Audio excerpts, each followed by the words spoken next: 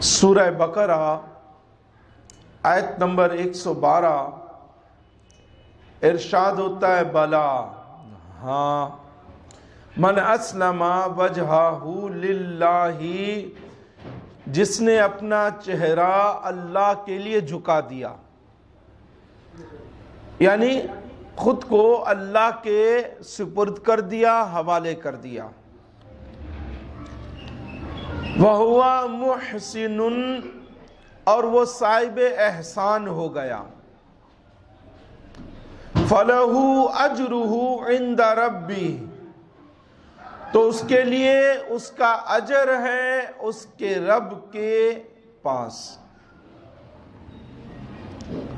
وَلَا خَوْفٌ عَلَيْهِمْ، اور ایسے لوگوں پر کوئی خوف نہ ہوگا۔ وَلَا هُمْ يَحْزَنُونَ، اور نہ وہ رنجیدہ ہوں گے۔ یہ آیت مبارکہ ایک مسلمان کی تعریف کرتی ہے کہ مسلمان کون ہے، مسلم ہونا، مسلمان ہونا کیا ہے، اس کا کردار کیا ہو، اخلاق کیا ہو، کہ جو خود کو اللہ کے حضور جھکا دے، سپرد کر دے، حوالے کر دے، وہ مسلمان ہے۔ اور اللہ کے حضور جھکانا یا حوالے کرنا، اللہ کے سپرد کرنا کیا ہے کہ انسان کے وجود سے صادر ہونے والے ہر فعل، ہر قول، ہر خلق اور عادت، رویہ، طریقہ، طرز عمل، طرز گفتگو، ان سب میں اللہ کا رنگ نظر آئے۔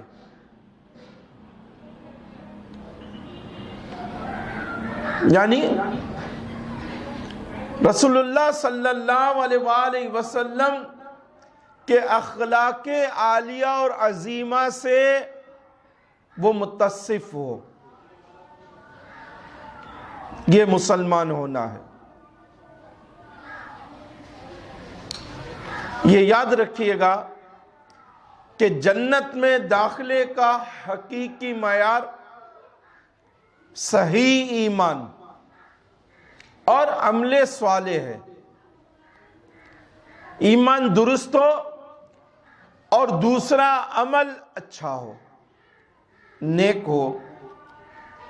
اب زمانہ کوئی بھی ہو، کسی بھی نسل قوم سے اس کا واسطہ تعلق ہو، ایسا شخص جس کا ایمان صحیح ہوگا اور عمل نیک ہوگا وہ جنت میں جائے گا۔ اللہ کے حبیب، اللہ کے محبوب صلی اللہ علیہ وآلہ وسلم آخری نبی اور آخری رسول ہیں۔ آپ کے بعد کوئی نبی نہیں آئے گا، کوئی رسول نہیں آئے گا، کسی معنی میں، کسی تشریح کے ساتھ، کسی دوسری تعریف کے ساتھ۔ آپ ہی پر نبوت اور رسالت کا دروازہ بند ہو چکا ہے۔ یہ ایمان ہو، یہ عقیدہ ہو۔ آسان پیرائی میں یہ بات یوں سمجھیے کہ ایمان صحیح ہو، دوسرا عمل نیک ہو، تو اس کا داخلہ سیدھا جنت میں ہے، اور یہ اللہ کا قانون ہے۔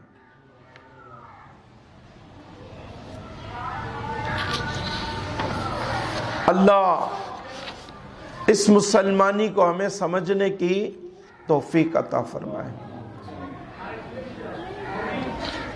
سورہ آل عمران آیت نمبر 67 میں ارشاد ہوا ہا انتم،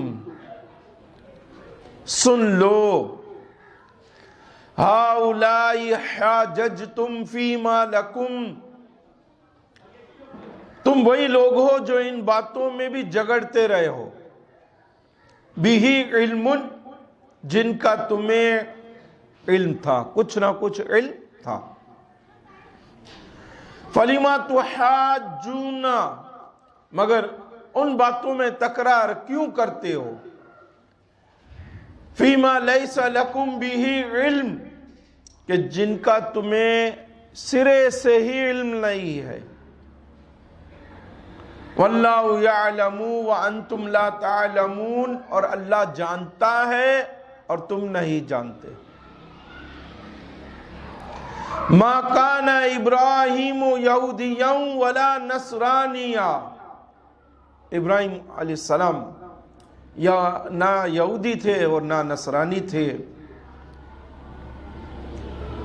وَلَكِنْ كَانَ حَنِيفًا مُسْلِمًا، مگر وہ ہر باطل سے جدا رہنے والے سچے مسلمان تھے۔ وَمَا كَانَ مِنَ الْمُشْرِكِينَ، اور وہ مشرکوں میں سے بھی نہیں تھے۔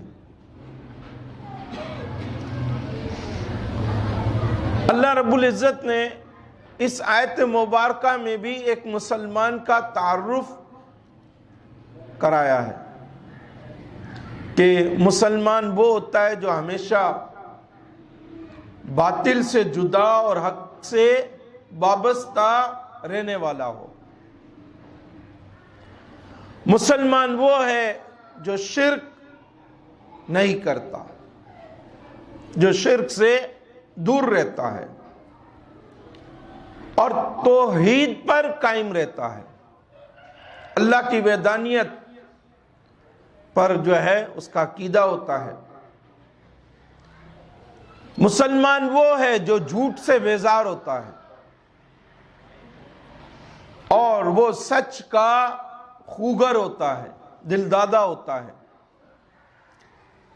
مسلمان وہ ہے جو پے کرے اطاعت ہوتا ہے، فرما بردار ہوتا ہے،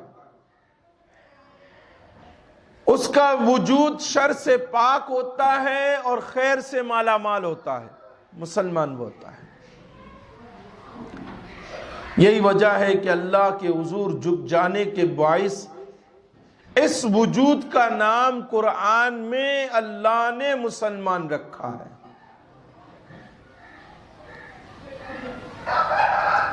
یہودی اور عیسائی جھگڑتے تھے کہ ابراہیم علیہ السلام ہم میں سے ہیں، ہم میں سے ہیں، ہمارے ہیں، اور اس پر اللہ رب العزت نے واضح فرما دیا کہ نہ وہ یہودیوں میں سے تھے، نہ نصرانیوں میں سے تھے، نہ مشرکین میں سے تھے، بلکہ خالصتاً اللہ کے سچے نیک فرما بردار بندے تھے۔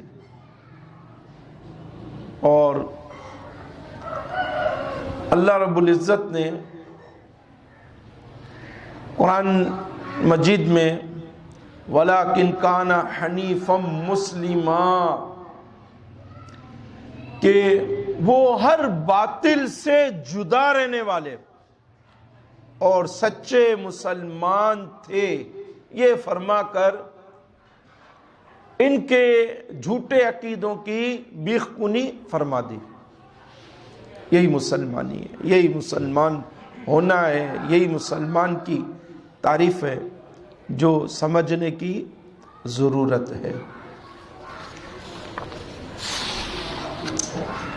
سورہ حج آیت نمبر 78، اللہ رب العزت ارشاد فرماتا ہے وَجَاهِدُوا فِي اللَّهِ حَقَّ جِهَادِهِ، اور اللہ کی راہ میں جہاد کرو جیسا کہ اس کے لیے جہاد کا حق ہے، یعنی خاتمہ ظلم، قیام امن اور انسانیت کے لیے جہاد کرو۔ هُوَ اجْتَبَاكُمْ، اس نے تمہیں منتخب فرما لیا ہے۔ وَمَا جَعَلَ عَلَيْكُمْ فِي الدِّينِ مِنْ حَرَجٍ، اور اس نے تم پر دین میں کچھ تنگی نہیں رکھی، یعنی اسلام آسان دین ہے۔ ملتا ابیکم ابراہیم، یہی تمہارے باپ ابراہیم کا دین ہے۔ ہوا سماکم المسلمین، اس نے تمہارا نام مسلمان رکھا ہے۔ من قبل وفی ھذا، اس سے پہلے بھی جو پیچھے کتابیں آئیں ان میں بھی وفی ھذا، اور اس کتاب میں بھی یعنی قرآن مجید میں بھی اللہ نے مسلمان نام رکھا، یہ واضح ہو گیا۔ اور اب اس کی تکریم کا قائم کرنا ہمارا کام ہے،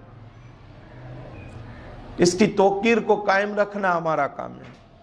اور کیسے ہو؟ اطاعت سے، کیسے ہو؟ فرما برداری سے، کیسے ہو؟ بات مان کر، کیسے ہو؟ ہر باطل سے جدا ہو کر، کس طرح یہ حق ادا ہو؟ ہر سچ سے وابستہ ہو کر۔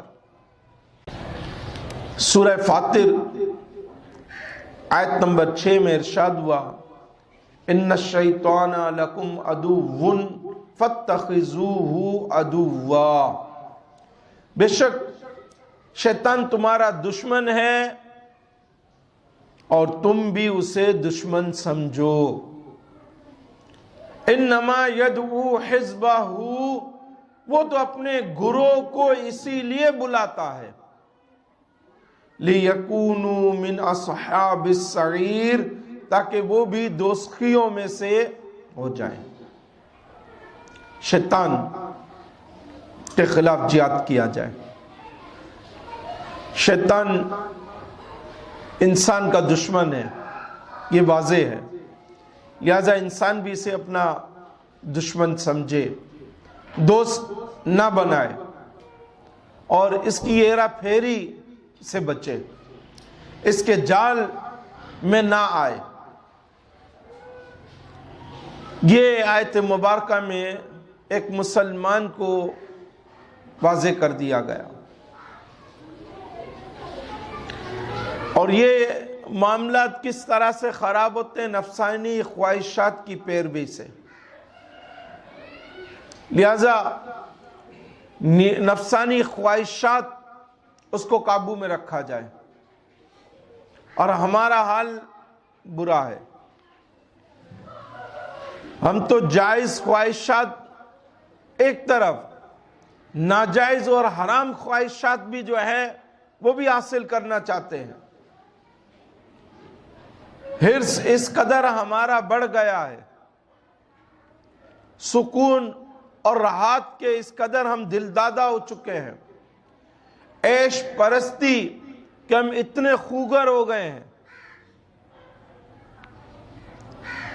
جبکہ ایک مسلمان جو جائز خواہشات ہیں اس پر بھی قابو رکھتا ہے، یعنی اس کو بھی بلا وجہ اختیار نہیں کرتا، بے سبب اختیار نہیں کرتا، ضرورت کے موافق اور مطابق۔ اور ہم اس دائرے سے بھی نکلے ہوئے ہیں، تو پھر مسلمانوں کا حال واضح ہے کہ ہر طرف نفسا نفسی ہے، جبکہ جو خواہشات پر قابو رکھے تو اللہ رب العزت سورہ نازعات میں آیت نمبر 40 اور 41 میں ارشاد فرماتا ہے، وَأَمَّا مَنْ خَافَ مَقَامَ رَبِّهِ وَنَهَى النَّفْسَ عَنِ الْهَوَىٰ، اور وہ جو اپنے رب کے حضور کھڑے ہونے سے ڈرا اور نفس کو خواہش سے روکا، فَإِنَّ الْجَنَّةَ هِيَ الْمَأْوَىٰ، تو بے شک جنت ہی اس کا ٹھکانہ ہے۔ خواہشات سے اپنے آپ کو روکے، اپنے نفس کو روکے، اپنی جان کو بے جا خواہشات سے بچائے، خدا کے حضور حاضر ہونا ہے، منہ دکھانا ہے، اس کے حضور کھڑے ہونا ہے، اس بات کا ڈر پیدا کرے، اس بات کی فکر کرے۔ تو انجام کیا ہوگا؟ جنت ٹھکانہ، جنت مقام۔ حضرت جابر رضی اللہ تعالی عنہ فرماتے ہیں کہ کچھ لوگ جہاد سے واپسی پر سرکار کریم علیہ السلام کے حضور حاضر ہوئے۔ آپ کریم علیہ السلام نے ارشاد فرمایا، تم آ گئے خوش آمدید، اور تم چھوٹے جہاد سے بڑے جہاد کی طرف آئے ہو۔ انہوں نے عرض کی، یا رسول اللہ صلی اللہ علیہ وآلہ وسلم، بڑا جہاد کیا ہے؟ محبوب کریم علیہ السلام نے ارشاد فرمایا، بندے کا اپنی خواہشوں سے جہاد کرنا، یہ بڑا جہاد ہے۔ اسی طرح مسند امام احمد میں ہے، حضرت فضالہ بن عبید رضی اللہ تعالی عنہ اس کے راوی ہیں کہ آقا کریم علیہ السلام نے ارشاد فرمایا، مجاہد وہ ہے جو اللہ کی فرما برداری میں اپنے نفس سے لڑتا ہے۔ یعنی میدان جہاد میں تو دشمن سامنے ہوتا ہے، مگر نفس سے لڑائی میں، خواہشات سے لڑائی میں دشمن سامنے نہیں ہوتا۔ تو مسلمان جو ہے حرام اور ناجائز خواہشات سے بچتا ہے، اور جو بلا وجہ کی خواہشات ہیں ان سے بھی اپنے آپ کو بچاتا ہے۔ احیاء العلوم میں ہے، حضرت یحییٰ بن معاذ رازی رحمت اللہ تعالی علیہ فرماتے ہیں، انسان کے 3 دشمن ہیں۔ ایک اس کی دنیا، دوسرا شیطان، تیسرا نفس۔ لہذا دنیا سے بے رغبتی اختیار کر کے اس سے بچو، شیطان کی مخالفت کر کے اس سے محفوظ رہو، اور خواہشات کو چھوڑ دینے کے ذریعے نفس سے حفاظت میں رہو۔ اعلیٰ حضرت قدس سرہ العزیز نے فرمایا نا کہ اللہ اللہ کے نبی سے فریاد ہے نفس کی بدی سے، دن بھر کھیلوں میں خاک اڑائی، لاج آئی نہ ذروں کی ہنسی سے، شب بر سونے ہی سے غرض تھی، تاروں نے 1000 دانت پیسے، ایمان پہ موت بہتر او نفس تیری ناپاک زندگی سے۔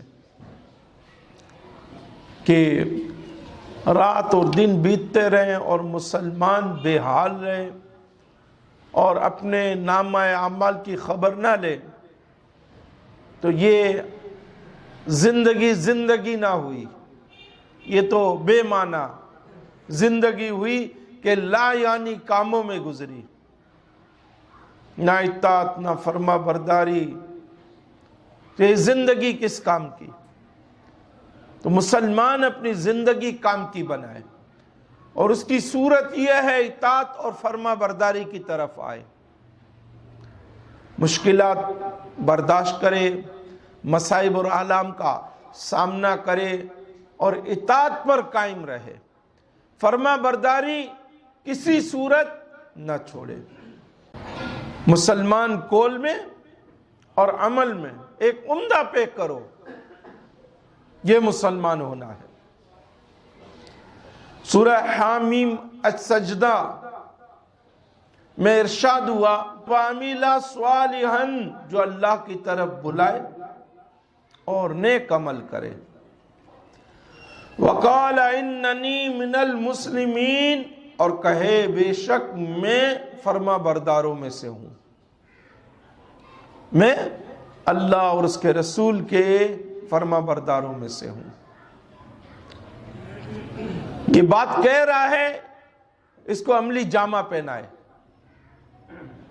بات نہ کہے فقط، عملی جامہ پہنائے، اپنے عمل سے اس کو ثابت کرے کہ میں فرما بردار ہوں۔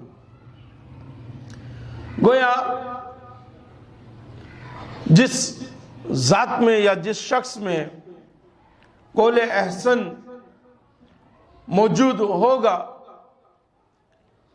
وہ جس وجود میں عمل احسن کے جلوے ہیں، یقیناً یہی وہ وجود ہے، اور تحدیث نعمت کے طور پر اننی من المسلمین سے وہ اپنا تعارف کراتا ہے، یعنی میں اللہ اور اس کے رسول کے فرما برداروں میں سے ہوں، نافرمانوں میں سے نہیں ہوں۔ میری شناخت، میری پہچان اللہ عز و جل اور اس کے محبوب کریم صلی اللہ علیہ وآلہ وسلم کی اطاعت ہے، اور میں مسلمان ہوں، لہذا میں عبادت گزار بھی ہوں، اور میں مسلمان ہوں لہذا میں رسول اللہ صلی اللہ علیہ وآلہ وسلم کی تعلیمات پر عمل کرنے والا بھی ہوں، اور آقا کریم صلی اللہ علیہ وآلہ وسلم کی سیرت مبارکہ اور آپ کے کردار کے مطابق زندگی گزارنے والا ہوں، اور مختصر الفاظ میں وہ یہ ثابت کرتا ہے کہ میں وفا شیار ہوں۔ یہ ایک مسلمان پوری زندگی ثابت کرتا ہے، اور یہی ثابت کرتے کرتے اپنی زندگی کو پورا کر دیتا ہے۔ اب تھوڑا تھوڑا ہم اپنے گریبان میں جا کے اپنے عمل کو دیکھیں، ہم کس جگہ کھڑے ہیں، عمل کیا ہے، قول کیا ہے، فعل کیا ہے، کس طرح کی زندگی ہے، یعنی صبح ہو اور شام ہو جائے، یہی زندگی کا نام رہ گیا ہے، اور اس میں صبح سے شام تک کیا کام کرنے، اپنی ضرورتوں کو پورا کرنا ہے، اور وہ ضرورتیں کیسے پوری ہوتی ہیں؟ کسی کا دل دکھا کر، کسی کو اذیت دے کر، کسی کو تکلیف دے کر، کسی کو گالی دے کر، کسی کو ایذا دے کر، اسی طرح ہماری ضرورتیں پوری ہو جاتی ہیں، اور چونکہ نفسا نفسی کا معاملہ ہے تو بس میرا بھلا ہو، میری خیر ہو، باقی کسی پہ کچھ بیتتی ہے تو بیتنے دیں۔ ہمارے گھروں سے لے کر ہمارے محلے تک، اور محلے سے لے کر ہماری کمپنیوں تک، ہماری سوسائٹی تک، ہمارے معاشرے تک، ہمارے شہر، ہمارے صوبے، ہمارے وطن، اور پھر آل اوور دا ورلڈ جب مسلم میجورٹی موجود ہے، یہی حال ہے۔ اور مسلمان تو بلا وجہ جانور تک کو تکلیف نہیں دیتا، جانور کو بھی تب ذبح کرتا ہے جب اللہ اس کے رسول کا حکم ہے، اور وہ بھی ان کے حکم کے مطابق ذبح کرتا ہے کہ اس آلے سے ذبح کرو کہ اس کو ذبح ہوتے وقت تکلیف نہ آئے، ایذا نہ ہو۔ جو اسلام اتنا خیر خواہ ہے وہ انسانیت کی تذلیل کہاں برداشت کرے گا؟ انسان کو اذیت اور تکلیف دیتے ہوئے کیسے برداشت کرے گا؟ اور میں نے ایک جملہ آپ کو ایک بیان کیا تھا پچھلے بیانوں میں، اور اکثر میں اس کو ریپیٹ بھی کرتا ہوں کہ ہم میں سے ہر کوئی اپنے حق کا رونا روتا ہے، اور ہماری بے حالی کی وجہ بھی یہی ہے۔ اسلام کیا کہتا ہے؟ اسلام کیا چاہتا ہے؟ اسلام یہ کہتا ہے، اسلام یہ چاہتا ہے کہ حق مانگنے سے پہلے حق دینے والے بنو۔ یہ دیکھو تمہارے دامن سے کسی کا حق تو نہیں لپٹا ہوا، تم کسی کا حق تو نہیں مار رہے، چاہے وہ تمہاری بہن ہو، چاہے تمہارا بھائی ہو، چاہے تمہارے بھتیجے بھانجے ہو، چاہے تمہارے عزیز رشتہ دار ہو، چاہے گھر کے لوگ ہوں، چاہے اہل محلہ ہوں، چاہے تمہارے شہر کے لوگ ہوں، چاہے تمہارے صوبے کے لوگ ہوں، چاہے تمہارے وطن کے لوگ ہوں، یا جس دنیا میں تمہیں بھیجا گیا ہے اس دنیا کے لوگ ہوں۔ اب وہ اہل اسلام بھی ہو سکتے ہیں، غیر مسلم بھی ہو سکتے ہیں۔ ہم کردار میں بہت کمزور ہو گئے، ویک ہو گئے، بہک گئے۔ کردار کیا ہونا چاہیے اس راہ کو ہم نے چھوڑ دیا۔ یعنی سرکار کریم اللہ کے حبیب صلی اللہ علیہ وآلہ وسلم خلق عظیمہ جو آپ کو حاصل تھا اس سے ہم مستفیض ہونے والے ہوں۔ اس سے مستفید ہونے والے ہوں، نہ اس سے فیضیاب ہیں، نہ اس سے فائدہ حاصل کرنے والے ہیں، دونوں سے محروم ہیں۔ بس ایک ہی نقطہ سب کو سمجھ میں آتا ہے، دنیا میں رہنے آئے تو یہی رہنے آئے، وہ بھول کے جانا بھی ہے۔ اب دنیا میں رہنے آئے، رہ رہے ہیں تو دنیا ہی ہم نے پوری کرنی ہے، اپنی دنیا پوری کر کے رکھنی ہے۔ یہ دھیان ہمارا بڑھ چکا ہے کہ دنیا میں جو آئے ہیں، جو ٹائم پیریڈ ہے، وقت ہے، وہ بھی ڈھلتا جا رہا ہے، یہ بھلا چکے ہم۔ جب اس طرف ہمارا دھیان نہیں ہے تو اب ہم یہی سمجھے ہیں کہ یہ پانی کا گلاس میری ضرورت ہے تو ضرورت ہی ہے۔ اب ضرورت تو ایک حد تک ہے نا پانی کا گلاس، جب تک زندہ ہیں، سانس لے رہے ہیں، پانی پینے کی ضرورت تب تک ہے، جب مر گئے تو پانی کا گلاس ہمارے کس کام کا، سمجھنے کی ضرورت۔ اور افسوس کہ ہمارا دھیان اس طرف نہیں ہے۔ مسلمان اپنا مسلمان ہونا سمجھے۔ المسلم ہوا مظہر للطاعہ۔ ابن منظور نے لسان العرب میں مسلمان کے لغوی معنی بیان کیے۔ مسلمان وہ ہے جو سراپا اطاعت ہو، سراپا اطاعت۔ اور پھر دوسرے معنی بیان کیے، المسلم هو التام الاسلام، مسلمان وہ ہے جس نے خود کو اسلام میں ڈال لیا ہو۔ ایک چیز ڈھالی گئی نا سانچے میں، تو جیسا سانچا ہے ویسی وہ بن گئی۔ اب ہم اسلام کے سانچے میں ہم نے اپنے آپ کو ڈھال دیا، جب ڈھلے تو ہمیں جیسا اسلام چاہتا ہے ہمیں ویسا ہونا چاہیے، مگر ہم ایسے نہیں ہیں۔ پھر تیسری تعریف آپ نے بیان فرمائی، ہوا مؤمن بہا، مسلمان وہ ہے جو تعلیمات اسلامیہ پر ایمان رکھتا ہے۔ اور صرف یہ ایمان رکھنا نہیں ہے، اس کو عمل سے ثابت بھی کرنا ہے، یہ مسلمان ہونا ہے۔ تھوڑا سا ہم اپنے معاملات زندگی پر غور کریں، اپنے آپ کو بدلیں اور اپنے معاملات زندگی کو ہم درست کریں، راست کریں، ورنہ یہ ٹائم گزر جائے گا اور پھر کفِ افسوس ملتے رہ جائیں گے۔ پھر آگے کوئی صورت ایسی نہیں ہوگی کہ ہم جو ہیں ان چیزوں سے نکل سکیں، اور پھر وہ صورت بھی نہیں بنے گی کہ ہم اطاعت گزاری کی طرف آئیں، اور یہ بھی صورت نہیں بنے گی کہ ہم قیامت میں چھوٹ جائیں، ہماری بخشش ہو جائے، ہمیں معافی نامہ مل جائے، ہماری پوچھ گچھ نہ ہو، ہماری پکڑ نہ ہو، یہ صورت بھی نہیں رہے گی۔ گر مسلمانی توبے دادی چراست، اگر تم مسلمان ہو تو یہ ظلم و زیادتی کیوں ہے؟ چونکہ بے دادی مسلمانی کجاست، اور جب تم ظالم ستم گر ہو تو پھر مسلمان کہاں ہے؟ خلق آزاری توبہ دست تو زباں، تم اپنے ہاتھ سے لوگوں کو اور ستاتے ہو اور تکلیف دیتے ہو۔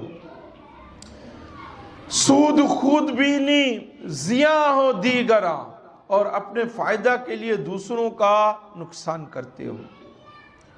پھر تم کیسے مسلمان ہو؟ صرف اپنا فائدہ چاہتے ہو۔